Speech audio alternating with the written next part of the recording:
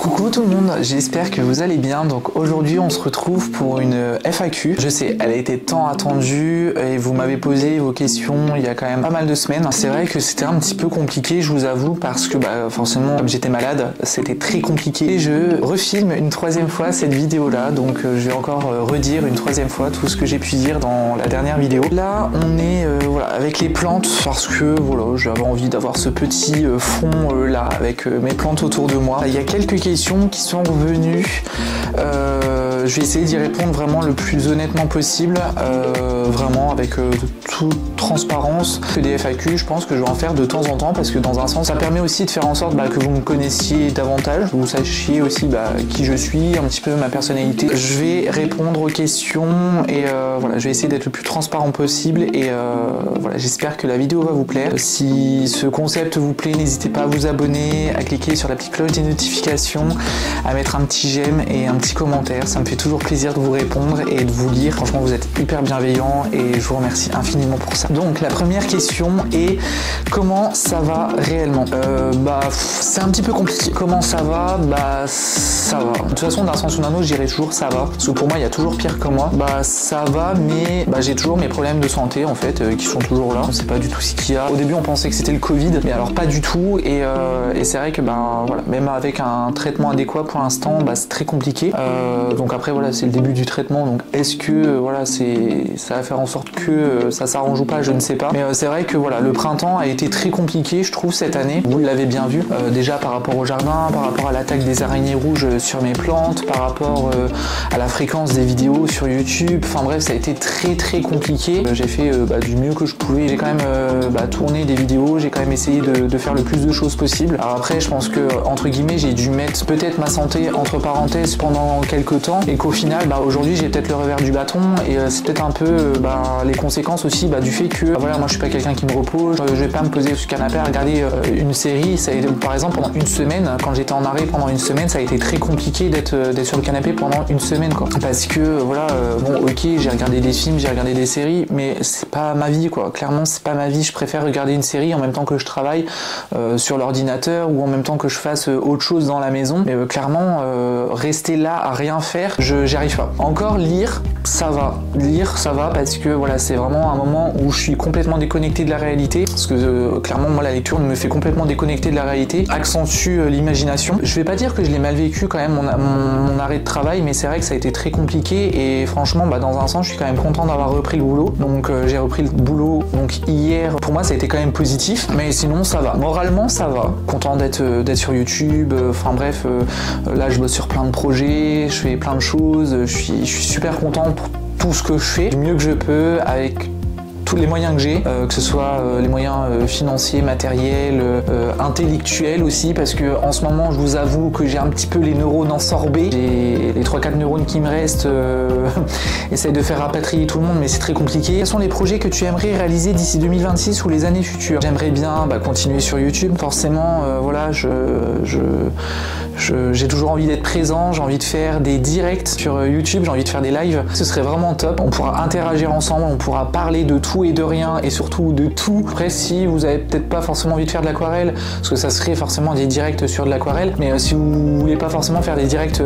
en lien avec l'aquarelle, voilà, c'est pas grave. Après, vous pouvez toujours parler avec moi, vous pouvez toujours être présent, vous pouvez toujours discuter, voilà. Et puis ceux qui voudront faire l'aquarelle feront l'aquarelle en question ou la gouache ou peu importe le médium que j'utiliserai et en vrai, je me dis que ça peut être vraiment cool de faire ça. Le blog, ça traitera vraiment de tout sujet confondu. Je pourrais vraiment faire des visuels, m'éclater à faire des visuels, à faire plein de choses. J'aimerais bien un jour, si possible, peut-être, je ne sais pas, on verra, faire un site internet. Par exemple, faire une collection hiver, printemps, été, automne, et ensuite voilà, vous faire un petit truc pour un gros truc même pour Noël. Après voilà, c'est plein de choses aussi qu'il faut prendre en compte, des fournisseurs, puis plein d'autres choses. Dans un sens, ça me fait peur parce que voilà, moi tout ce qui est site internet, blog et tout ça, je suis une quiche totale. Mais par contre, à côté de ça, je me dis ouais, je pense que de toute façon, une fois que c'est fait, c'est fait. Après, forcément, le podcast, j'ai des sujets en fait sur lesquels j'ai envie de traiter et en même temps, je me renseigne sur les fameux sujets en question quoi. J'aimerais bien un jour pouvoir faire intervenir quelqu'un dans les podcasts. Donc ça veut dire voilà, prendre rendez-vous par exemple avec psychologue, psychiatre, peu importe, thérapeute, hypnothérapeute, enfin bref, qui eux ont une vision plus professionnelle, on va dire, et plus générale généraliser des questions. C'est sympa aussi de faire intervenir des gens. Les podcasts où il y aurait personne, où je serais tout seul, c'est sûr que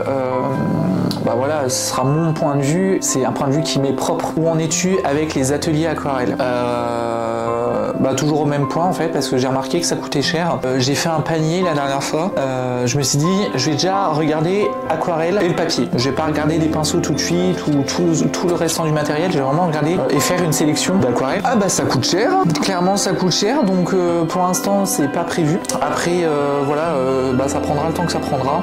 Si je dois le faire en 2026, et ben je le ferai en 2026. Si je dois le faire en 2027, je le ferai en 2027. Mais je vais vraiment faire les choses petit par petit. Franchement, c'est quelque chose qui me tient vraiment à cœur parce que je me dis, j'aimerais bien, bah, par exemple, s'il y a des personnes qui sont pas forcément très loin de chez moi, qui veulent faire des ateliers, bah, ça peut être sympa. Après, c'est sûr que bah, si je suis à 100 à faire des ateliers, peut-être que je pourrais aller peut-être un peu plus loin. J'ai un travail, voilà, je suis pas à 100% sur les réseaux. Pour les ateliers, c'est très compliqué. Et je peux pas vous dire, voilà, demain je fais un atelier parce que bah ouais, si demain je vous dis je fais ça, faut que, admettons, aujourd'hui, bah voilà, j'appelle une commune pour avoir une salles, principalement ça serait des salles communales je pense, ou même si c'est dans une grande ville, ce serait dans un lieu bien spécifique, mais en même temps bah, ça veut dire donner soit un chèque de caution, soit payer une partie, voilà, c'est plein de petites choses en fait comme ça qu'il faut regarder. Il faut savoir que moi je m'autofinance tout, mais quand je vous dis tout, c'est tout, donc tout ce qui est aquarelle, tout ce que j'achète pour l'aquarelle, pour les plantes et tout ça, c'est que moi qui me les achète, et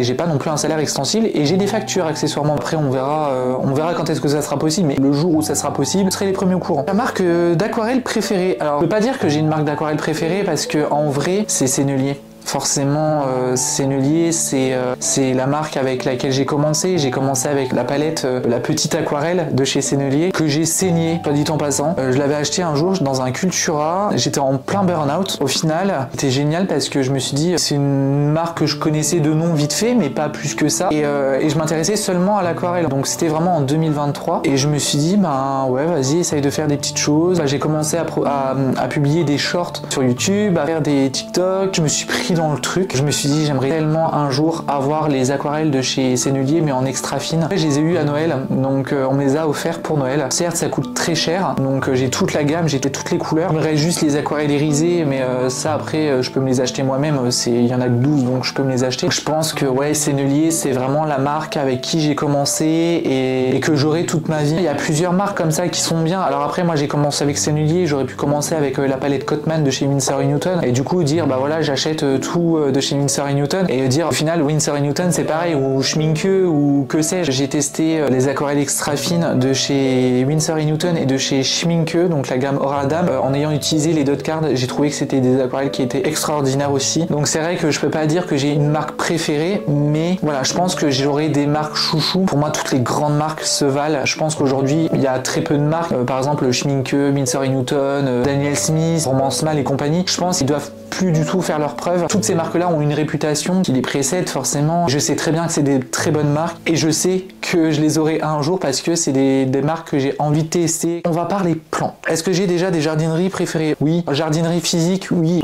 Jardiland, clairement, pour moi c'est le feu. Quand j'ai acheté mes alocasias, je leur ai dit, bah, est-ce que c'est possible de commander des alocasias? Ils m'ont dit oui tout de suite. Ils me les ont mis de côté. Ils m'ont dit, bah voilà, on vous en a mis de côté. Si elles vous plaisent, vous pouvez repartir avec. Si elles vous plaisent pas, bah voilà, vous pouvez échanger avec d'autres alocasias et il n'y a pas de souci. Alors après, là où j'ai été, donc c'est le Jardiland de Thionville. Je vais aussi dans un autre Jardiland, donc là où vous aurez la vidéo haul. J'ai eu une Monstera d'Ansoni, j'ai eu des Monstera obliqua, enfin bref, j'ai eu quand même pas mal de plantes. Près de la Belgique, en site en ligne, j'ai Bouture et moi, qui est vraiment génial. Alors certes, c'est un petit peu cher, mais je sais qu'il y a quand même pas mal de variétés de plantes qui sont sympas. Et il y a aussi PLNTS, hein, forcément, pour moi c'est the site. Alors après, je trouve que les prestataires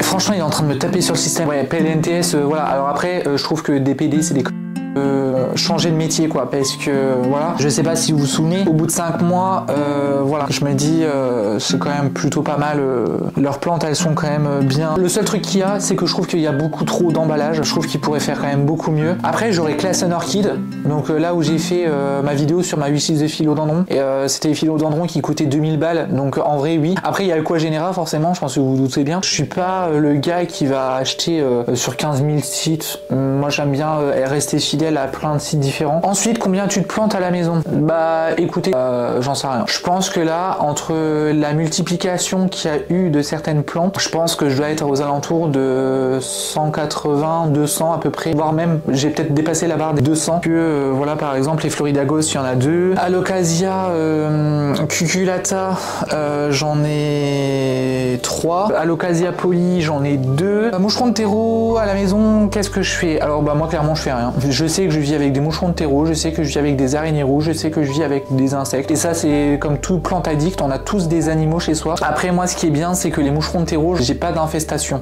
J'en ai quelques-uns comme ça qui se trimballent, c'est pas la mort. Maintenant je laisse sécher le substrat. J'essaie de faire attention quand même que mes plantes elles fassent pas la tronche, qu'elles manquent pas d'eau. Je pense que je ferai une vidéo. J'ai prévu des vidéos sur tout ce qui est les nuisibles et un petit peu bah, qu'est-ce qu'on peut faire à côté, comment les repérer, qu'est-ce qu'on peut faire, pourquoi ils arrivent, quelles sont les causes, les conséquences sur une plante. Après il y en a certains j'en ai jamais eu à la maison, donc c'est vraiment ce que je peux lire sur internet, toutes les recherches que je fais. Là à ce moment-là je pourrais vraiment vous faire une vraie vidéo. Ta maison est en feu, quelle plante sauves-tu? Eh bien en vrai, je ne sais même pas parce que il y a tellement de plantes que j'aime et c'est vrai que je vous ai déjà dit, moi j'aime toutes mes plantes, même ceux qui sont les plus chiantes. Dédicace Calathea Warseviziae. Si je dois faire un choix là tout de suite, je pense que je prendrai déjà mon Mélanochrysum, ça c'est sûr et certain. Je pense que je sauverai mon philodendron gigas, donc mon philodendron gigas, donc philodendron qui est tout en longueur comme ça. Je pense que je sauverai mon Scindapsus Ruby Moonlight, mon Gloriosum. En Alocasia, franchement, je pense que je sauverai ma Pink Dragon. Alors je sais, j'ai aucun mérite, mais ma Pink Dragon, donc c'est celle qui me fait des feuilles comme celle-ci. Après je me dis, si j'ai une grande boîte comme ça, limite je pourrais porter comme ça et faire passer par la fenêtre. Il y a peut-être moyen, hein. Mais non, en vrai c'est compliqué de choisir, hein, je vous avoue. Forcément après Monstera Dansoni, Variegata, enfin bref, toutes ces choses là. C'est vrai que si j'avais que 2 mains, si je devais choisir que 2 plantes, Floridagos, la deuxième je sais pas, mais sur le Floridagos. Ah, Florida Beauty, ça peut être sympa aussi, accessoirement. Alors mon Florida Beauty qui est comme ceci, les feuilles qu'elle me fait, elle vient de me faire cette feuille là un peu en half moon, puis elle pousse très très bien et j'ai hâte en vrai de la mettre sur tuteur juste pour voir le potentiel qu'elle a. Et la dernière question, alors je sais pas pourquoi les gens me posent cette question là et elle est revenue genre 2-3 fois, est-ce que j'ai un animal en vue? Ben non, je ne veux pas d'animal, je ne veux pas alors je sais que je pourrais donner de l'amour à un animal, ça c'est sûr et certain, parce que voilà, quand Mafalda est partie, bah forcément on avait le deuxième lapin, donc je lui donne de l'amour tous les jours. Je pense que là aujourd'hui maintenant j'ai pas envie de réouvrir mon cœur à un animal et clairement j'ai pas envie de revivre tout ce que j'ai vécu avec Mafalda. Si vous êtes intéressé, je pourrais vous en parler dans une vidéo. Ça a été très compliqué, sachant qu'en plus c'est arrivé pendant les fêtes de fin d'année et franchement non, j'ai pas envie de revivre ça. Et je sais que c'est peut-être difficile à entendre, c'est peut-être compliqué à concevoir et tout ça, mais c'est vrai que aujourd'hui bah non, je veux pas d'animal, même si ça va faire bientôt 1 an et demi et peut-être que j'en reprendrai jamais dans ma vie, peut-être que j'en reprendrai.